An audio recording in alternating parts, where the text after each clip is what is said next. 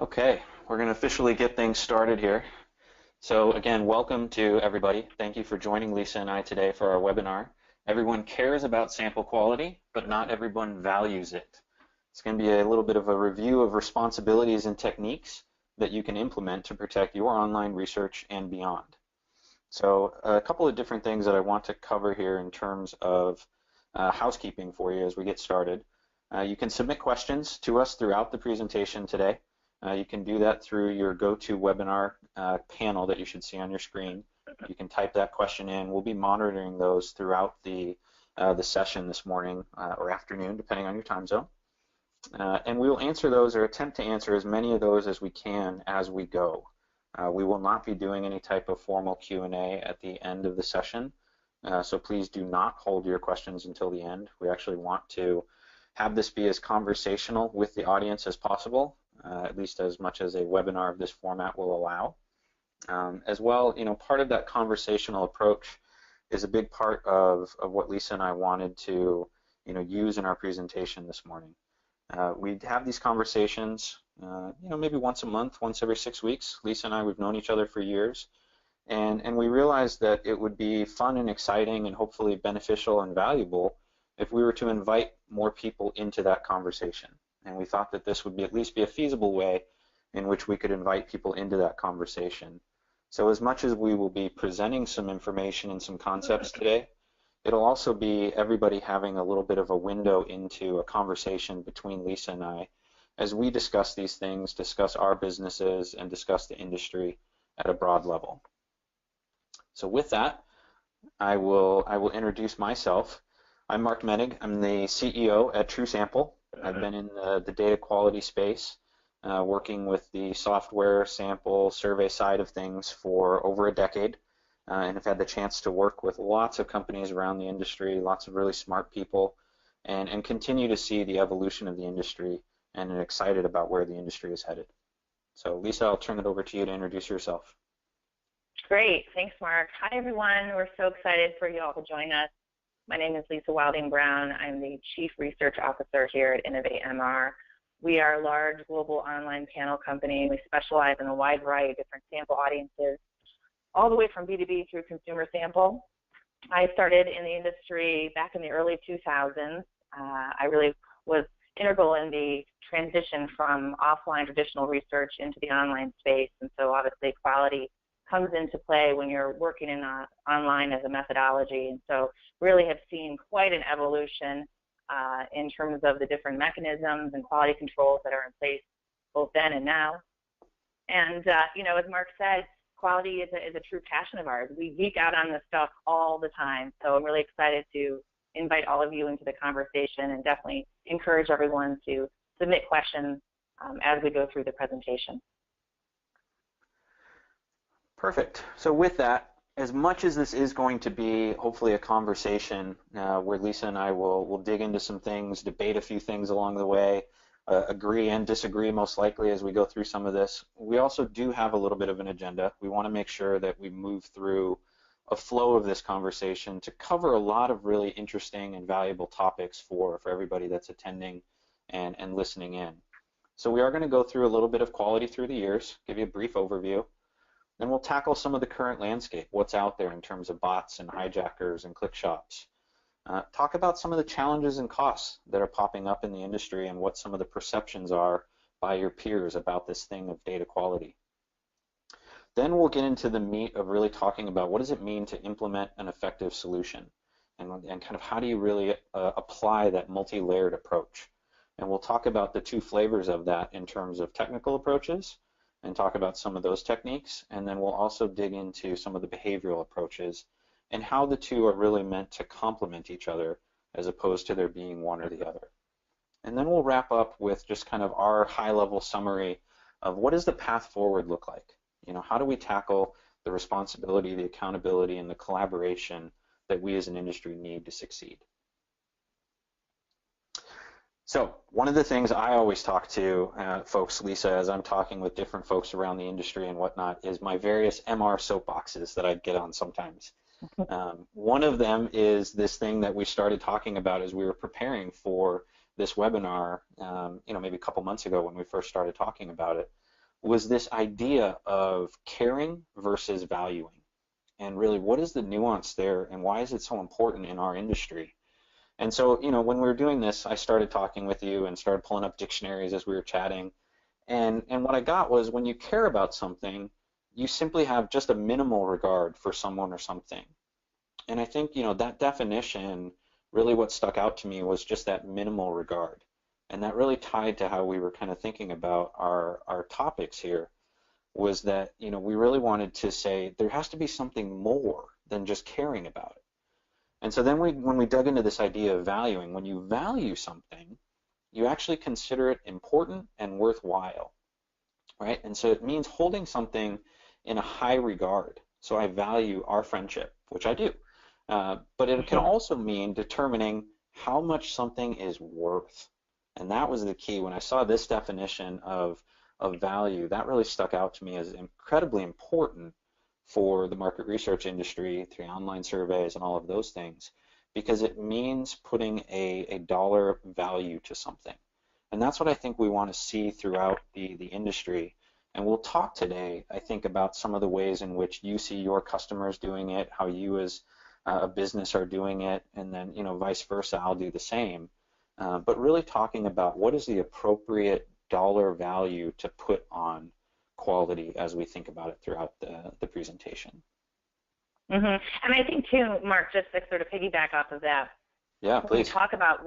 When you're really talking about valuing something, it's about looking at the entire research ecosystem and all the different players and contributors to developing and executing a research project, right? It's not solely the responsibility solely doesn't lie with sample providers. It solely doesn't rely with researchers who are developing and designing questionnaires. It's really a shared responsibility. And so you're going to hear that throughout the presentation today.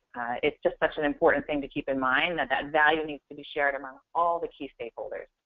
That's a fantastic point. I mean, if I could count the number of times, or if I got, as people say, if I could have a nickel for every time somebody says, oh, my suppliers take care of all of that for me.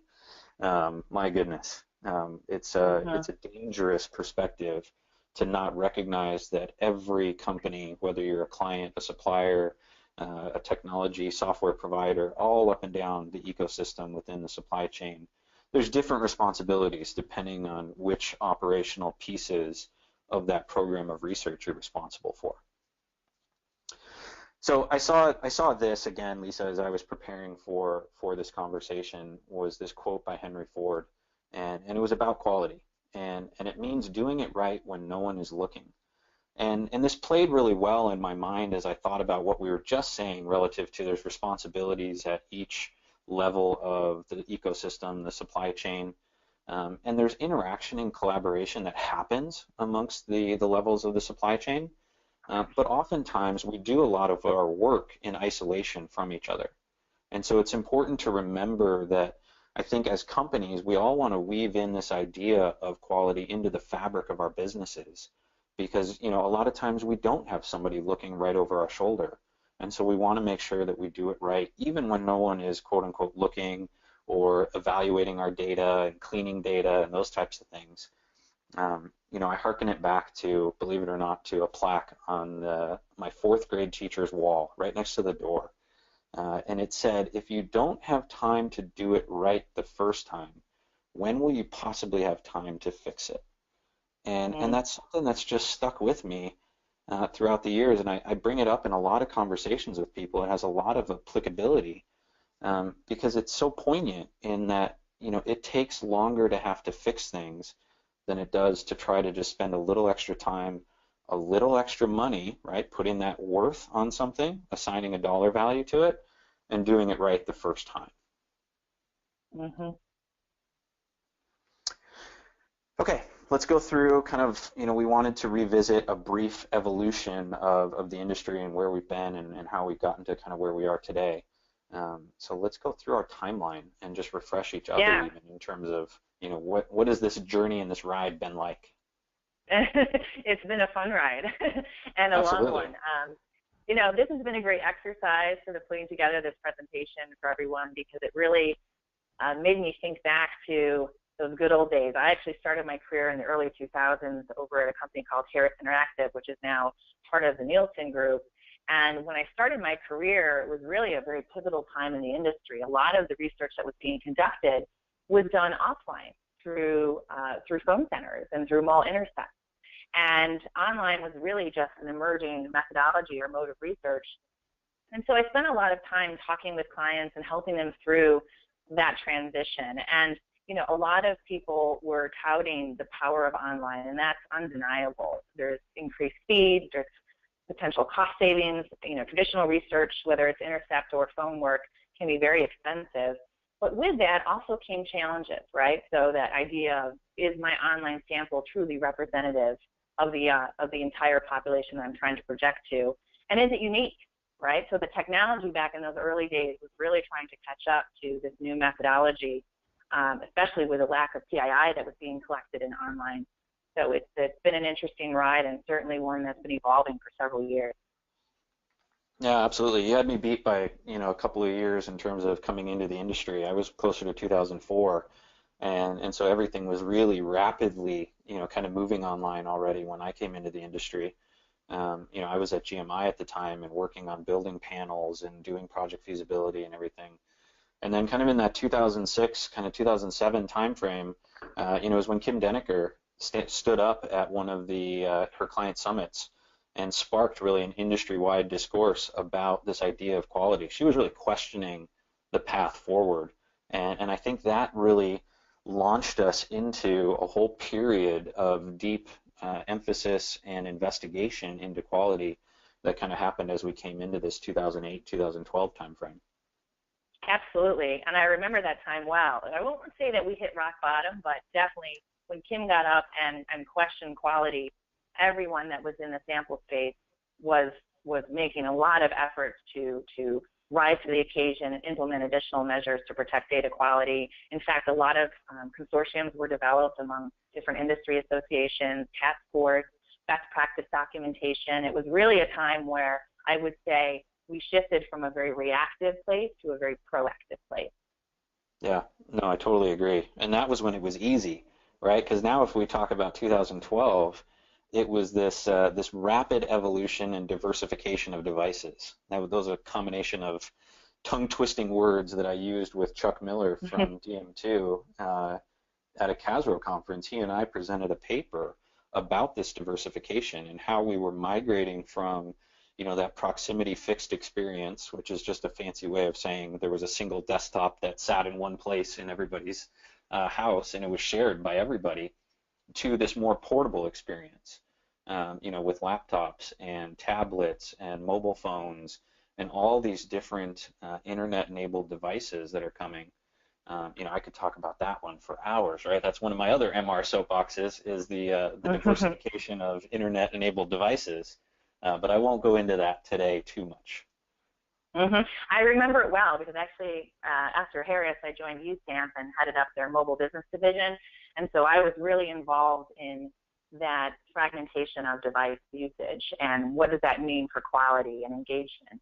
And it's interesting, as we move forward into 2016, what I find is there's just a lot of new permutations of online fraud to be mindful of, and I often liken it to a computer virus, right? McAfee spends a lot of time developing new technology to combat viruses that would hit your computer.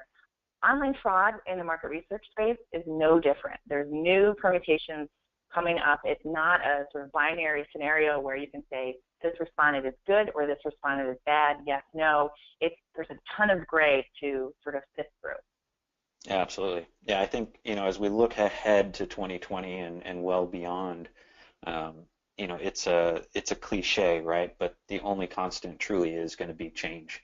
And it's going to continue to evolve, and it's going to continue to evolve at an incredibly rapid pace. I think that's the other piece that we have to be cognizant of, is that, artificial intelligence and all of the advancements and things there, this battle is never over. It's really about never taking your eye off that ball and making sure that it stays an emphasis and a focus of your company. So, okay, a little bit of the current landscape then. So, again, looking at different things, reading different things. This one was very timely, actually. Came out of the Research Live, was one of my, industry daily updates, November 24th of this year. And it was Dr. Liz Nelson who was being interviewed. For those of you that don't know, she was a co-founder of TNS back in the day. But she was talking about how the need for speed is affecting the quality of research. And so this is a little video, and you can look it up. We'll probably send the link out for people afterwards with the additional materials as well. But the clip that I really, kind of keyed in on was, this is a quote from her in the video, is, "I would say immediately that the emphasis on speed is what's happening now. Clients demand immediate results with the survey in field on Friday and 2,000 results the very next day.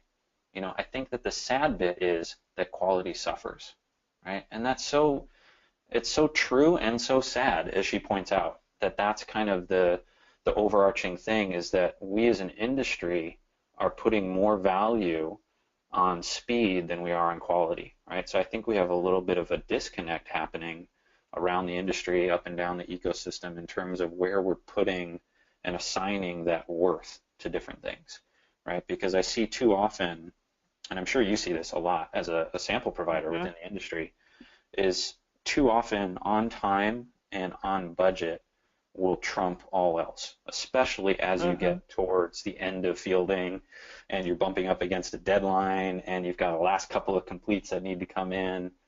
Far too often I see people kind of forget about everything else when that happens, as opposed to holding firm to what their beliefs are about quality and to the value that they have for it. Absolutely. I mean, one of my pet peeves, and I'll get on my soapbox a fair amount on this point, but Sure. the research process often takes several weeks, right? Several weeks can be invested in developing the questionnaire, but I've never quite understood, and I saw this back when I was in a full service company as well, not just on the sample side, that there'll be several weeks invested on the development of the questionnaire, several weeks on the back end for data computation, but for the actual fielding, we're often asked as a sample provider to come in and out of field within a matter of a few days, sometimes same day. And that has a serious impact on representation and data quality. And so, if I had my druthers and got my way, I would ask the research community to invest more time on really, I believe, the most important piece, because if the data collection process is flawed and shortened, it impacts everything else. It's all connected. Absolutely. Yeah.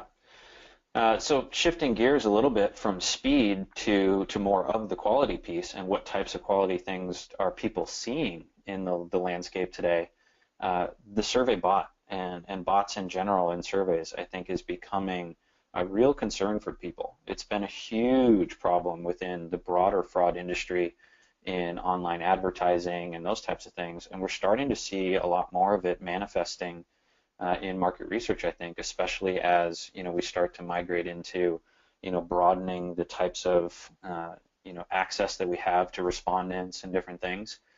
But I think some of the recent advances in big data and artificial intelligence too, bots are getting better. It's getting more difficult to differentiate a bot from a human being because, as it says on the slide there, it's all gray goo inside, right? Just like a real human brain is. And if you need a real world example, just take out your iPhone and ask Siri a question. That's a form of interacting with a bot, and it's interpreting what you're asking it and giving you a response and those types of things. And that goes for Alexa and Cortana and OK Google, all these things. A lot is happening there. And the little screenshot that I put on this slide on the left-hand side there is a real forum from Yahoo Forums. And I encourage people to go and Google some of this stuff and really educate yourselves, because it's crazy. This person says, where can I find a survey bot? And Lisa, I absolutely love this guy's honesty, as much as it scares me about the state of our industry and some of the things we're fighting against, but I love the honesty here. He says, I need this because ... Well, I'm lazy, right? I'm lazy. You got to love that honesty. But at the same time, he goes on to say, he or she actually, I don't know the gender, I apologize, but goes on to say, but I'm also constantly annoyed by how these surveys will suck up 15 to 20 minutes and then tell you aren't qualified to continue, right? That makes me, and I'm sure many, many other people, angry to have wasted our time. Oh my gosh, Mhm. respondent experience, right? We could talk Mhm. for a whole hour's conversation, webinar, podcast type thing just on that.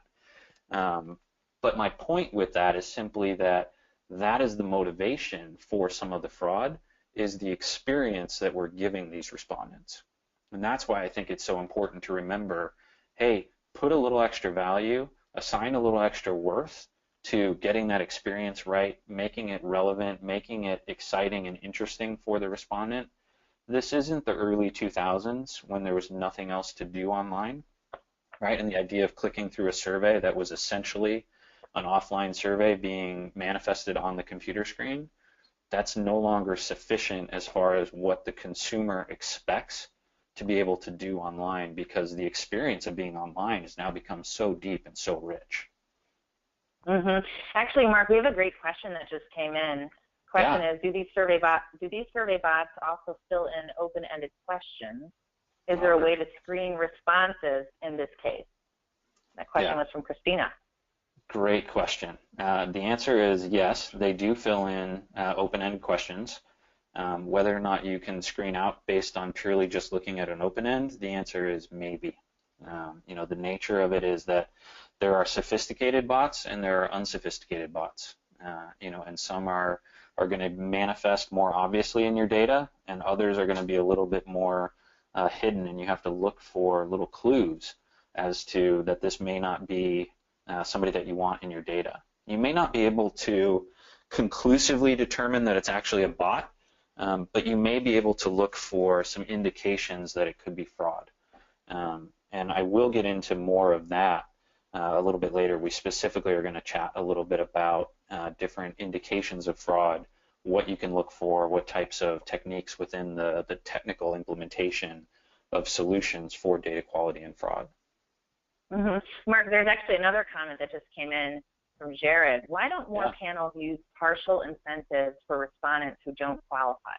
If not qualifying is leading to more cheating. And I love, Jared, that you asked this question. In fact, at Innovate, we actually offer incentives for both the qualified experience and the terminate experience, because you think about the way a lot of panels are built and managed today, it's difficult by the nature of the survey research, which as a sample provider, I don't have control over the questionnaire, right? The questionnaire is already done and dusted by the time I get it.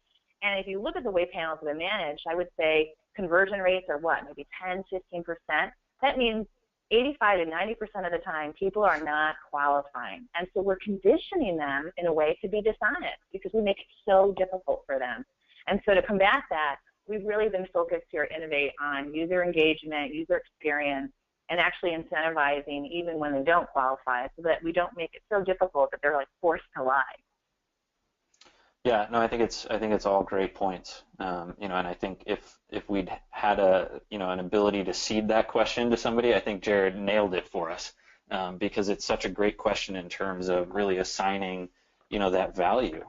And as an industry, I think we kind of missed the boat in terms of how we think about screen outs and terminates, and the fact that we really need people to not qualify for surveys in order to find the people that qualify. We were talking about this the other day again as we were prepping for this, and I think I gave you the analogy, Lisa, where I was talking about the show Gold Rush on Discovery Channel, and how those guys up in the Klondike and over in Oregon and different things. There's actually a lot of math that goes into gold mining and really understanding on a per cubic foot of dirt, how much on an ounce basis of gold will they get out of it, and then they're able to understand, how much, they call it pay dirt, right? Do I put through my wash plant to get the actual gold? And in that analogy, our respondents going in are the pay dirt. And then, what we get out of it, the gold, is the completes, sure. But they value the pay dirt, right? And that's where I think as an industry, we need to rethink how we think about some of that, and really think about those respondents that are terminating are an integral piece of the whole process, as opposed to something to be discarded, right? Absolutely. And it's interesting, as we're talking about bots, we've got some great commentary coming in. Vermont says, these bots wouldn't be able to pass the speedster test. Well, actually, what I found, traditionally back in the day when bots were first emerging in the space, that was a great way to sort of catch them in the act, right? You see the LOI, it was much shorter than the median LOI for the survey. You could easily clean those people out. Yeah, let me interrupt you for just 1 second, Lisa. Let me play this video that I have on the screen right now because this is a really good example of the speedster bot. And so I want people to see this, and then we'll talk about what we're seeing in terms of some of that evolution. So I'm just going to click play. For those listening, there's no audio on this, so just pay attention to kind of what you see happening on the screen, and then take special note of where you see the user's cursor in the video, because it stays stationary up near the top right of the video. So they just click start, and they programmed this on a Question Pro survey and did some Visual Basic scripting. And you can see this is actually the script or bot that they wrote is taking the survey right now, clicking answers, completed it. You can see it actually filled in the username or the email address the way this person wrote that script. So it started to essentially fill in an open end there. In this case, this person actually said bot, as what they wanted to have put into that open end. But that was 10 questions in under 17 seconds, in case anybody lost count along the way there. So yeah, this is the survey bots of old, Lisa, the ones that would just zip through.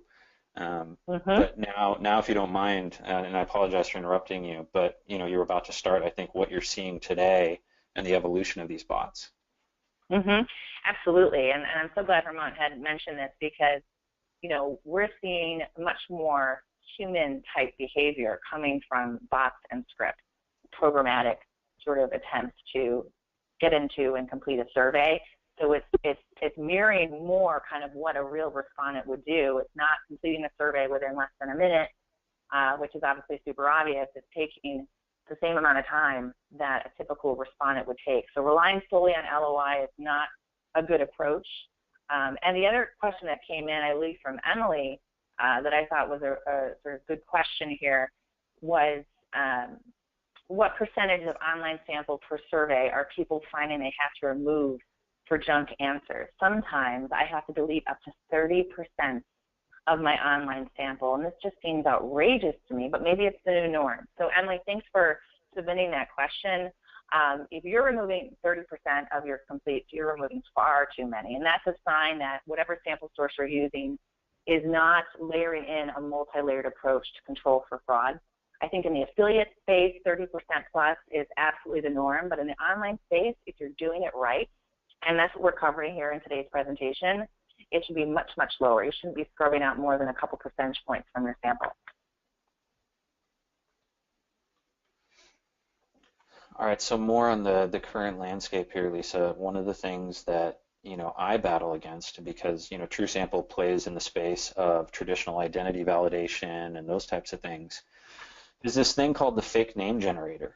And again, there's actually a little video here with a voiceover. We're not going to go into all of that, but again, we'll send the links for everybody so that they can watch the video in full if they would like. But you can see on the screen there, all of that information is 100% fake. Sam Stout does not exist. He does not live at that address. That may not even be a real deliverable address. You can see he's got a fake MasterCard number, a birthday, an expiration date on the MasterCard. All this information that can be generated in a matter of seconds online. And it's interesting, if you do watch the video, you'll hear the moderator that's voicing over what they're doing here. And they talk about how they're using this information to bypass various types of survey offer walls, different things where surveys are the gateway to content that sits behind the gate. So that can happen in terms of online on websites to get access to premium content. It happens a lot in games when people are trying to, get more currency within a game or, those types of things. But really important for people to be aware of, some of these tools and techniques that are out there for fraudsters, and that, just because information may look good, it looks like Sam Stout, who lives at 106 Brighton Circle Road in Granite Falls, Minnesota. Validating that information to be real and accurate can be very, very important in terms of really understanding, do I have the quality I want? Do I have the level of quality that is sufficient for where it is justifying the worth and the value that I'm giving it. Mm-hmm. I'm mindful of the time here, Mark, because we still have a lot to cover here. But one thing Absolutely. I wanted to point out is, how bots have advanced and how, there's also this idea of click shop, right? So in my previous life at a different company, I actually uncovered a pretty well-coordinated click shop running out of China, and Yeah. they were using online bulletin boards to communicate with one another in Chinese and sharing qualification criteria on a survey that was actually available across several different panel companies because, of course, it was a low-incidence B2B study offering high incentive.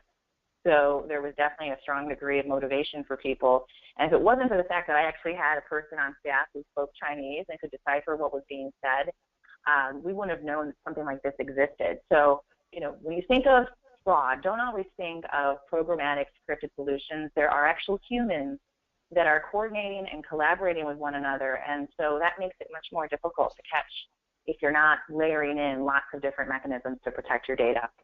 Yeah, that's a great point, Lisa, because it ties so well to the theme of the conversation today about value, right? Because we always assume with online surveys and different things, a lot of times it's like, why would somebody go to all this effort for, the dollar that people get, right? And I'm not meaning to have a conversation right now about whether or not respondent incentives are appropriate, type of thing. It's simply to point out that there are incredible, important differences in how people will view and value what a dollar means, depending on what country you're in and what your particular economic situation is. And when you start to realize that, that's where some of that environment for fraud comes from, is that even though many would argue that our incentives are too low for what's being asked of respondents here in the United States, for example, those incentives are incredibly meaningful in other parts of the world still. Mm-hmm. Absolutely. Let's see, one quick other thing here is the Tor software. I wanted to bring that up for people's awareness. The Tor browser gives abilities for users of that software to essentially anonymize themselves, because it turns every user of that browser into a giant bouncing around network, and so you can't actually tell where a user is originating from when they're using that software. So looking for whether or not somebody is using that software as they're coming into your survey, really, really important. A couple of other things, device emulators. So this is essentially something that has popped up as a result of that diversification of devices that we were talking about earlier. I don't know if you see a lot of this. We're not seeing a lot of this, even though we look for it within our software, but it is starting to manifest. So I think we're at the beginning of a little bit of a phase where we may see more fraudsters using these device emulators. Right now, it's a key tool for developers that want a quick and easy way to test how their software and their apps and things are going to perform on different devices without actually having to switch devices to do that. So it basically turns your desktop into, let's say, an iPhone so that you can mimic that experience. What happens there, though, is it starts to make that device look completely different. And so unless you're looking for it, you could inadvertently end up with some duplication in your survey by somebody using a tool like that. And then some of the more classic ones in terms of the fraudsters and how they tunnel in from other countries and spoof like they're in the U.S. If they're looking to get into the U.S. surveys and get access to those incentives, coming in through data centers.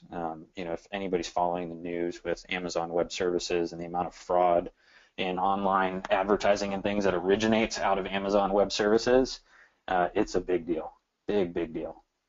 VPNs, anonymous proxies, these are all tools that the fraudsters are very, very well versed in, and you got to look for them in terms of whether somebody's coming in through one of these mechanisms, because that's an indication that they may be somebody that you want to exclude from your research.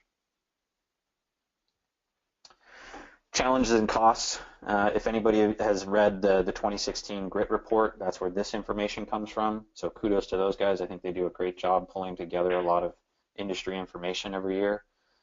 This one was really interesting in terms of some of the things that they were looking at, right? And you can see it there: timeliness of fielding, purchase process, customer service, quality of respondents, right? Big pink circle around it. And then how satisfied as an industry are we with these different things? And we've got a problem as an industry, right? We're the least satisfied across all of these different components is with the quality of respondents. So as much as people want to think that this is solved and that we don't have to do anything anymore, the industry is telling us it's not done, our jobs are not done, we have to improve. And here's the, kind of the other side of that story is look at the blue is whether or not people think quality is getting better, pink is getting worse, orange is staying the same, and then black is not sure. So you have a huge percentage of the industry here that actually thinks that not only are they not satisfied with the quality, they actually think it's getting worse. At best, staying the same. But very few people, if you look across the industry, and it's kind of ubiquitous amongst insights providers or suppliers versus buyers and end clients, you can see it kind of matches up across the board. Hardly anybody thinks it's actually getting better, which means we have to do more. And I will say, I think it starts with the end clients putting value on us doing more around data quality and fraud detection, right? We can't just squeeze the supply chain and expect more for less. There's a point at which that model breaks, right? And I think I've seen what I think is a good model in the credit card industry, because there's a lot of fraud that gets identified and fought against in the credit card industry. As an industry, what they started doing was actually allocating somewhere between 2 and 3% of annual budgets to go towards fraud detection, fraud reduction, and those types of things. And it was then that when they finally did that, that's when the credit industry started really seeing the types of improvements that they needed in terms of this fraud detection and reduction and those types of things. I think we have an opportunity as an industry to learn from some of those other industries and start to think about, okay, what would it look like if we were to assign value in that way and say, hey, data quality, fraud detection, improving all of this is worth 2% to me. It's not 30%. I think we know that, right? It can't be egregious in terms of the premium that you pay for quality, but paying a little bit, I think it goes a long ways. And I think it can really make a difference in terms of, the longevity, the viability of our industry, maintaining our seats at the table in the boardroom in terms of market research, having a valued role within the organization. We're going to have to solve these things. Absolutely, Mark. I mean, it's no secret there's been a lot of price compression in the sample space, I'd say, over the last 10 or so years.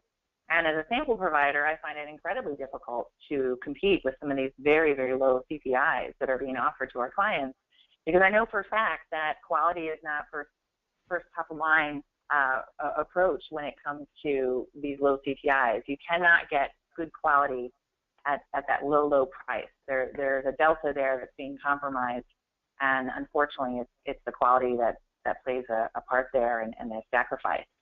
So I'd rather pay a bit more to get more quality and have less of a headache on the back end when I'm looking at my data than get that bare bones price and have a whole long explanation that's required when I have to go back to my client and tell them that 30% of my completes are invalid. Yeah, I think that's a great point, and the ability to say, what is time worth? What is quality worth? What is fraud detection worth? What is having cleaner data to begin with worth, right? These are all the questions that people are going to need to grapple with. And really, it's not going to be the same for every organization either, right? I think there'll be some differences, just like there's differences in the way people implement solutions, right? From a technical approaches, there's a lot of people that are currently using various solutions, right? Device fingerprinting, IP-based information, identity or address validation. There's a lot of people that are, and kudos to them, they're planning new implementations. But it's still pretty small percentages of the overall population of companies that are involved in the production of programs of research. We have a long way to go before everybody can say, yes, we are absolutely doing everything we can. We believe our customers value it, and therefore it gives us the comfort to go and invest in these tools and these techniques. Because that's a big part of it, right? We're all running businesses, and we have to realize that if our customers don't value something, how are we ever going to make the decision to invest in that? for our business. It becomes very difficult to make that decision. And it's far easier if we tangibly understand that our customers value it and put worth on it, then we make that investment and feel really good about it. Mm-hmm. So a couple of different technical approaches that are out there in the industry being used by some folks, being investigated by others, kind of unknown to some still, and hopefully this will expose more people to some of these techniques and encourage them to go out and investigate and run free trials with companies that offer these types of things. And there's a variety of providers across the board for all of these things. But device fingerprinting, digital fingerprinting, machine fingerprinting, browser fingerprinting, all of those terms are really synonymous with each other. And it's really about creating a fingerprint of the device that the user is coming into your survey on as a means for managing duplication. So you take a bunch of settings about the device, whether it's screen size, screen resolution, time zone settings, take each of those points and make that a digital version of a loop and a whirl of a traditional human fingerprint, right? And then each device, you create an algorithm around that is balancing these concepts of diversity and stability. Diversity being how unique devices are from one another based on how you built the fingerprint. Stability being how long does that fingerprint stay viable even as the user may be adjusting various settings of their devices and those types of things. Those two concepts are technically in conflict with each other, right? But it's about finding the right balance that gives you performance within your surveys. Absolutely, and I would just say as someone that's been using a device fingerprinting solution for many, many years, I've explored a lot of different products out there, and I think my advice to people is to test, like you said, Mark. I think doing side-by-side and really digging deep to understand what the differences are. From my perspective, I think the side-by-sides work great because you just sort of let the best product win at the end of the day. I think the biggest differences for me is that the API suites aren't quite, the same. They're very different from product to product. The way that different device type is handled is quite different across the products. And I also think, ultimately you want to select someone that's constantly iterating on their products and being very innovative. So I would say there's some big differences there as well. Yeah, no, I think those are really great points. And then again, I just encourage people to investigate and to try things and learn, explore, understand, all the different components of it because, again, if there's something that you're not doing that you could be doing and it's affordable, then, why wouldn't you at least give it a try? Identity validation, we saw this on the slide in terms of, it was actually the largest one in terms of things that people are doing. This one's great. I think there's a lot of value here in certain countries, less in others based on availability of public data to do these types of validations. But essentially, you're looking at somebody's first name, last name, home postal address, and verifying that somebody is who they say they are and lives where they say they live. Things to watch out for when you're evaluating various identity validation solutions. There's solutions out there that will say this is a real person, it's a real name, and there's a lot of address verification services out there, including you can actually license the USPS data set and make sure that you have all of their postal delivery route information and different things. Really important in market research, what we've seen and from our customers we've understood is that linking the idea of not only is it a real person and a real address, but there's a historical record of the person residing at that address really makes an extra kind of powerful connection in terms of confidence that you've got the real person and those types of things. And then you can do some geolocation distance checking as well. And that's involved with basically taking the latitude, longitude coordinates of the user's postal address and the latitude, longitude coordinates of the IP address that they're accessing the survey or registration form or whatever the case may be, and actually calculate the distance between those. And you can get all fancy and do it across the surface of a sphere, which is just the Earth at a big scale. But there's some things that can be identified from a fraud there. Oftentimes fraudsters will have very large distances that will manifest between the latitude, longitude of their postal address that they're using versus their IP address. And that's one of those indications that something could be off. More fraud detection, right? This is the hot thing in the industry. I think it goes ubiquitously across the broader online marketing space. is fraud detection right now, and we're seeing a need for it in market research, in surveys, different things that you can look at. Whether it's just a simple language check. Does the user's browser language setting and operating system language setting match each other? If they don't, why not? Let's flag that, right? Maybe that's not something we want. Multi-device checking. Are we at risk of two unique devices? So the idea that we wouldn't immediately identify them as duplicates because they're unique devices, but are they potentially from the same household, right? With, again, that diversification and evolution of devices, there's a lot more internet-enabled devices in the same household now, and most researchers will still say, yeah, I still just want one response per household type of thing, so you got to look out for that. Look for bots. See if the IP address that the user is coming in on has been observed exhibiting bot-like behavior, right? Understand the risk associated with that. Just like we were talking about with the Tor browser and different things. Is the user taking steps to anonymize themselves, right? That can be benign, right? They might just have their browser in privacy mode or incognito if you're a Chrome user. But if they're doing some of those other things, data centers, VPNs, proxies, make sure that you're equipped to identify that and protect yourself. And then last but not least, on the technical side of things, right, is you have these respondents, they're in your survey, they're exhibiting behaviors, and so we're about to blend this idea of technical and behavioral approaches, but automate the things that you're looking for in your surveys, right? Because a great way to kind of assign value and worth within your business and your customers around some of this stuff is to do it in real time so that you don't find yourself at the end of the day paying for bad data and having to have arguments with sample providers. And Lisa, I'm sure you could speak at length about that concept in terms of when customers want to reject things weeks after an incentive has already been paid to the respondent, and how there's a push and a pull that happens there. But the idea is to try to look for things in real time versus just looking at things after the fact, because you're limiting the entire supply chain's ability to react if you're only doing things after the fact. So Lisa, behavioral approaches. Yeah.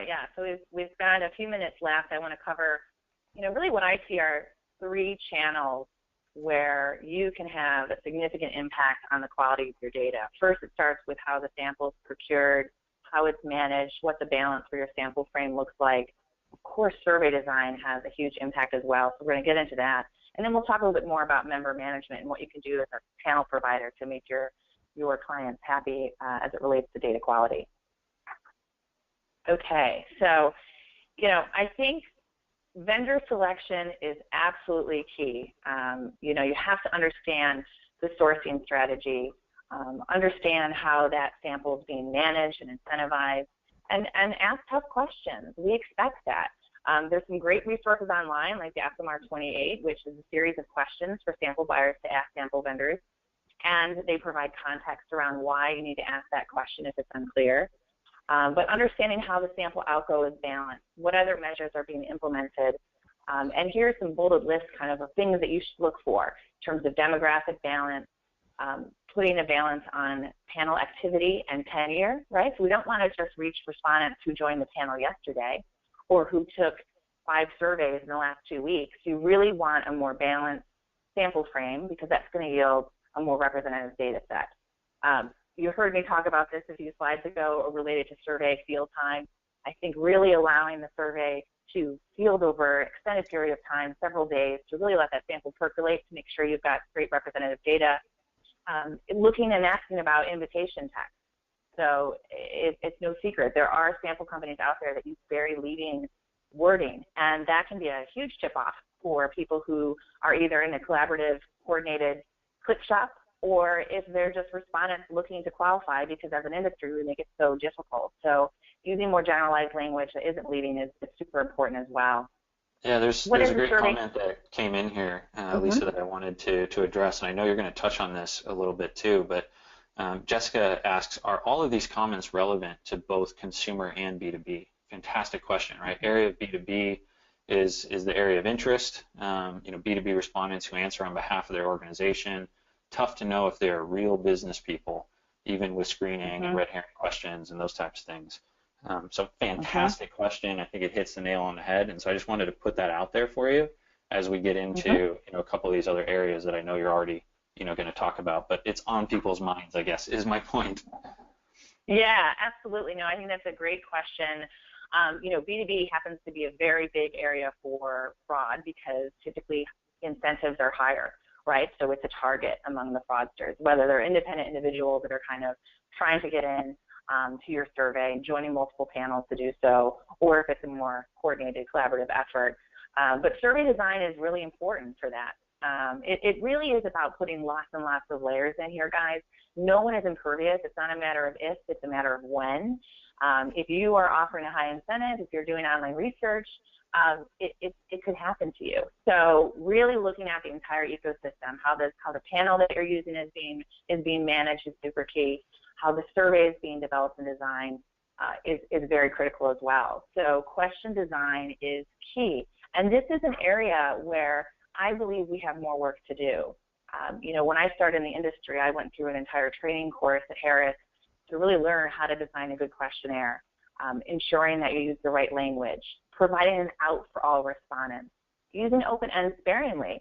It can be a good tip-off for fraudulent activity, but at the same time, it can also be a huge burden. And in the mobile world that we exist in, people's tolerance levels, their threshold for long surveys is continuing to decline. So it becomes fuzzy. Where is an open-end used as a sort of good metric to evaluate a respondent, and where are we sort of asking respondents too much of their precious time and actually causing burden and fatigue within the survey?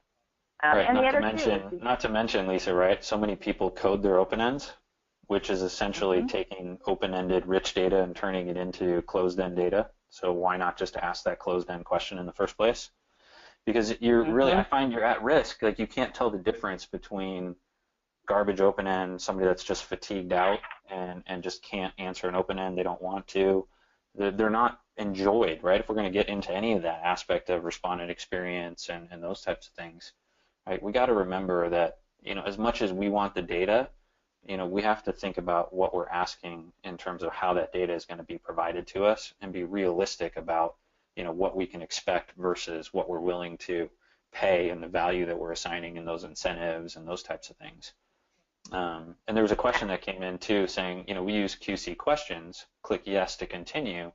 Would bots catch that? And so I thought, avoiding this yes/no format tied well with that question, because unfortunately, the answer is maybe not, right? If the only option is yes and no, like we saw in that little video of the script, the bot clicking through that survey, it's going to click one of those, and then you've got a 50-50 chance that it's going to click the yes or it might click the no, but you don't have a way to really know which one. And so just that is probably going to be insufficient as a mechanism to immediately be able to identify and say, yeah, I've got a bot and I'm going to kick them out because, they clicked yes or they didn't click yes. You have to give it harder activities, basically, that a bot is going to trip on. Exactly. And at a minimum, you're going to see an artificial inflation of instance, because respondents are smart. They're going to think, well, they probably want me to hit yes here. So that's just something to be really mindful of. Okay, so some additional things that you guys can do from a survey design standpoint: really think about how you're formatting your questions. Extensive grids, long lists with several attributes listed, that really burns out respondents. So really keeping the survey as concise and as short as possible. And this is something I learned way back when one of the head methodologists over at Harris told me, write the survey as if you're writing for a fifth grader. There's no need to create elaborate vocabulary and extensive language, because it's just going to confuse respondents and heighten their sense of fatigue.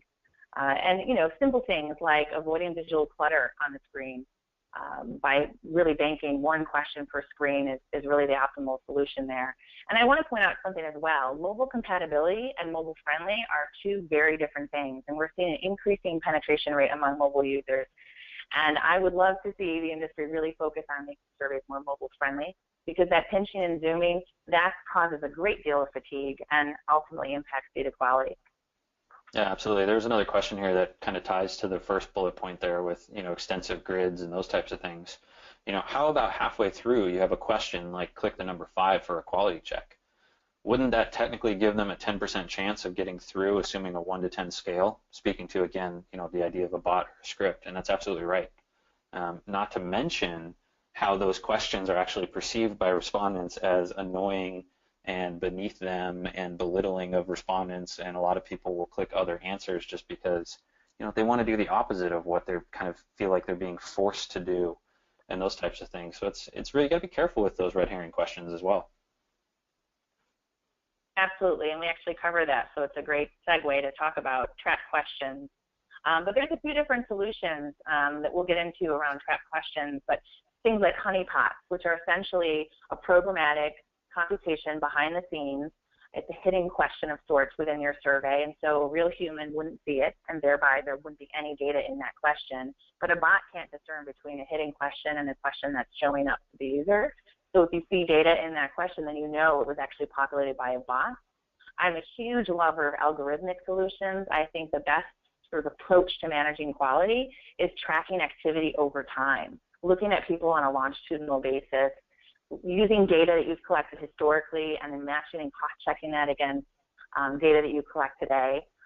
A lot of databases today aren't sort of relational in that way, and they should be through the use of algorithms. And of course, third-party data validation sources are out there to help you make sense of all of this and to cross-check and verify that people are who they say they are. And simple things like asking people's demographics and then using that data down the line when you react it and ensuring that they're still male and born in 1949. That should theoretically change. But if it does, that can flag the user and have them removed. I really always say, Mark, that quality exists across a wide spectrum. It's not a binary scenario where you can sort of say good or bad. There's different permutations that pop up, right? Absolutely. So kind of getting in quickly, I know we're running out of time here. Related to trap questions, I am a big, big believer in trap questions. I think they're very effective, albeit very traditional approach. They're great, and there's different types of trap questions that come about. You have your basic instructional, which is just, select the image which shows the book. I've seen that. Not very effective. Most people, including bots, will pass that. Then you have your skill-based question, which is generally a typical mathematical formula. Again, bots and others can get through that. What I love are more of the honesty-based questions and what I think are really effective in the B2B space. So asking people what brands they're aware of and pepper in some fake brands, making sure you do your research, of course. Asking what activities they've done in the last 12 months and populate that question with some activities that are nonsensical or just completely impossible. Some really important international nuances for people to be aware of, though, when they think about these trap questions and different things, and make sure you understand the cultural differences. I've seen more than one customer think they had the perfect kind of trap question, only to find out that how it was perceived and its meaning in a particular country caused it to completely go askew in terms of being a viable check and those types of things. So you got to really be careful and remember that not everything can cross borders without being adjusted to be culturally relevant and those types of things. Mm-hmm. It's really about being balanced, not having something be too simple and not having something be too complex. And I think it applies great to B2B research, where we know is a hot topic and a target for fraud. Really know your sample source, understand where it's coming from, how it's managed, use those multiple knowledge-based question traps. I think those are really, really effective. So for example, instead of asking a respondent, what color the sky is, right? That's a really easy question. Test their knowledge on the topic at hand. So if you're doing a survey about cloud computing, test their knowledge on various storage products. I think that is a very, very effective approach to executing B2B research and making sure that you find that person that really has the expertise to even be taking your survey. It's really about implementing multiple measures to assess quality, inclusive of all the technical features that you talked about, Mark, as well as these behavioral approaches.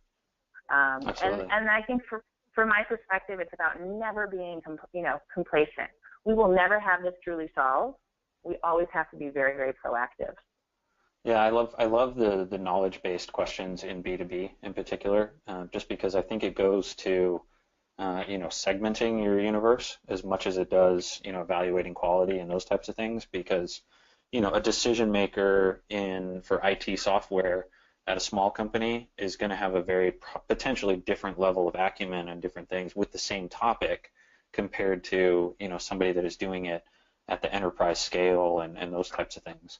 And so it's important to understand, do they have at least a baseline level of knowledge for the type of role that they claim to have, but then understand that that's not going to always be the same depending on just how experienced somebody is and those types of things.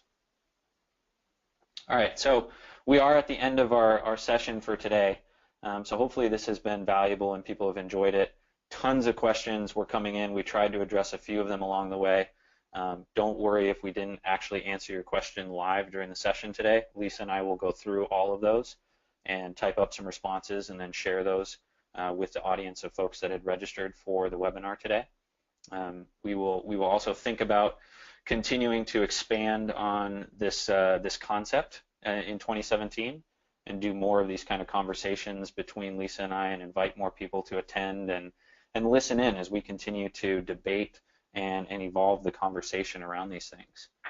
But in summary, we want to make sure that people understand what we think the path forward is. And there's responsibility, accountability, and collaboration. I can't say this enough. Every company up and down the supply chain involved in the execution of the research has a role and responsibility as it relates to this stuff. Specifically, what are you responsible for? It will depend on which piece of the process you have some operational control over, right? So if you're providing the sample, that's one thing. If you're hosting and programming the survey, that's another. If you're designing the questionnaire, that's another, right? And sometimes multiples of those will go to one organization. But remember that it's all about every part of this playing in concert with each other. And there's no silver bullet solution, unfortunately. I wish there was. At least I know you wish there was. Absolutely. But again, we can't say this enough, think about layers and techniques and approaches that can incorporate redundancies and fail-safes. The favorite analogy I use when I talk with people is the belt and suspenders, right? You don't technically need both of those, but if one fails, it's sure nice to have that other one.